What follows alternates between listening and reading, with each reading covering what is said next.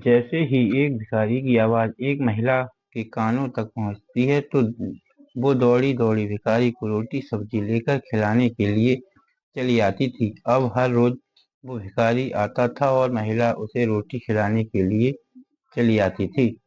पति को कभी शक नहीं हुआ क्योंकि वो खुद भिखारी को रोटी खिलाने के लिए महिला से कहता था और बोलता था कि बेचारा लाचार है, गरीब है, उसे कौन खिलाएगा वाला है, उसे रोटी खिला दो और महिला रोज रोटी खिलाती थी। एक दिन अचानक पता चलता है कि 6 बच्चों की माँ उस भिखारी के साथ भाग जाती है।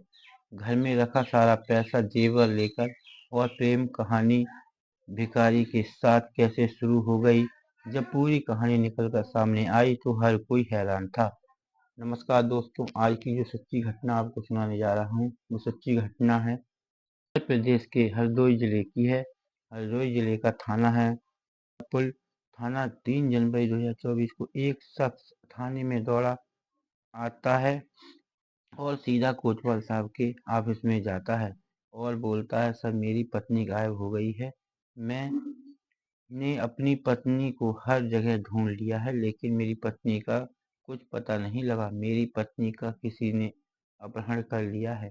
आप मेरी पत्नी को ढूंढकर ला दें। कोतवाल साहब ने जो व्यक्ति आया था उसका नाम राजू था और वो बोलता है, मेरी पत्नी की उम्र 36 साल है और मेरे 6 बच्चे हैं जो घर पर हैं। बच्चों का बुरा हाल है और मेरी पत्नी आज सुबह 9-10 बजे के समय बाजार गई थी सब्जी लेने के लिए, लेकिन अभी तक लौटकर वापस नहीं आई है।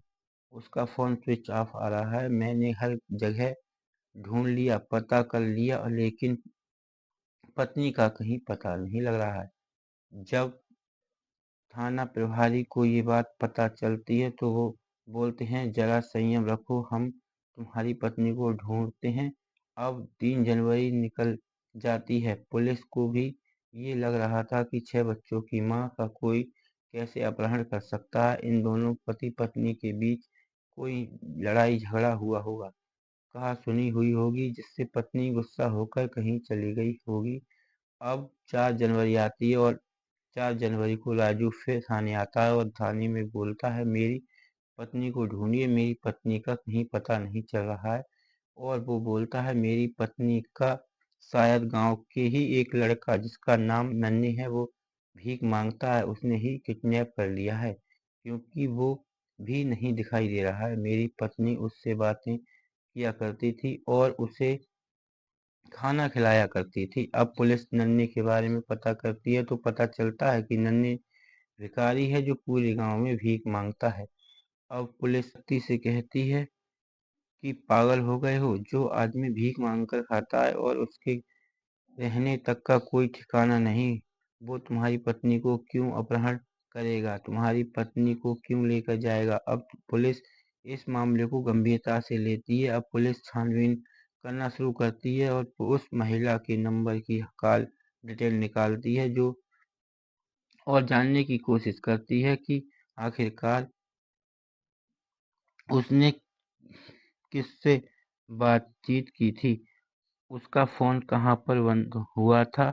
ये सब डिटेल पुलिस निकालती है तो पता चलता है कि वो आखिरी उसने की थी वो नन्हे को की थी जो भिखारी था। अब जो भिखारी है उसका भी फ़ोन स्विच ऑफ है, वो भी गायब है। अब पुलिस का माथा ठनकता है। क्या पुलिस कहती है, क्या जो पति ने बताया कि मेरी पत्नी घंटों तक नन्हे जो भिखारी है उससे बातें करती है और वह रोज दरवाजे पर बैठा हुआ मिलता था। अब 5 जनवरी को पुलिस नन्हे को ढूंढना शुरू कर देती है और 5 जनवरी को जो लास्ट लोकेशन थी नन्हे और उस महिला की, वहां से उन्हें पकड़ लिया जाता है। अब पुलिस उस महिला से पूछताछ करती है तो पता चलता है कि नन्हे जब ये भीख मांगने के लिए रोज आता था तो ये महिला जाकर इसे खाना खिलाती थी।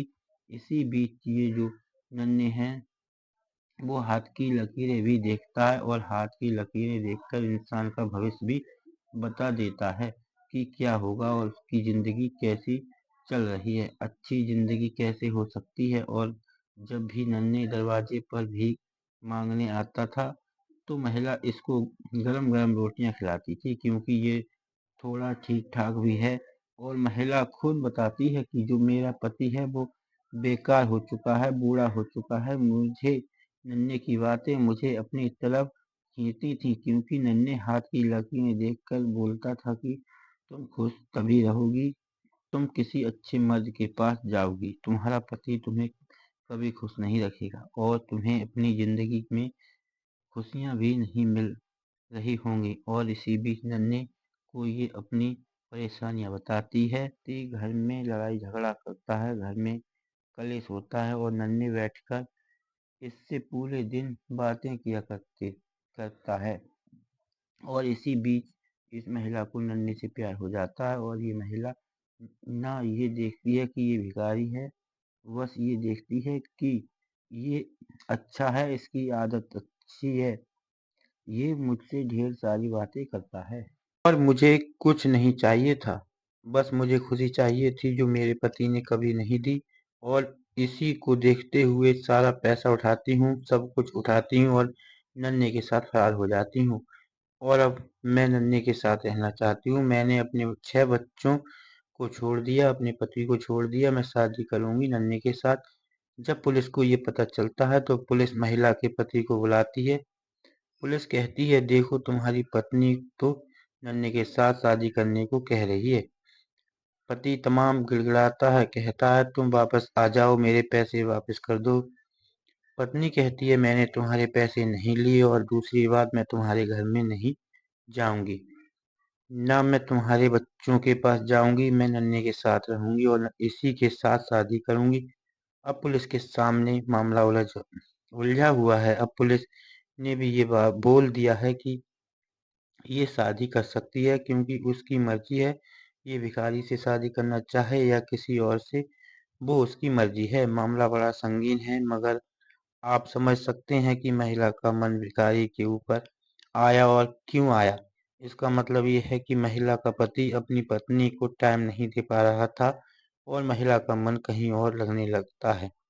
इसलिए आप कितना भी पैसा कमाएं, लेकिन अपनी पत्नी, अपनी प्रेमिका के लिए समय जरूर दें। दोस्तों, इस कहानी को सुनाने का उद्देश्य किसी का दिल दुखाना या परेशान करना नहीं है, बल्कि आपको जागरूक करना है, सचेत करना है।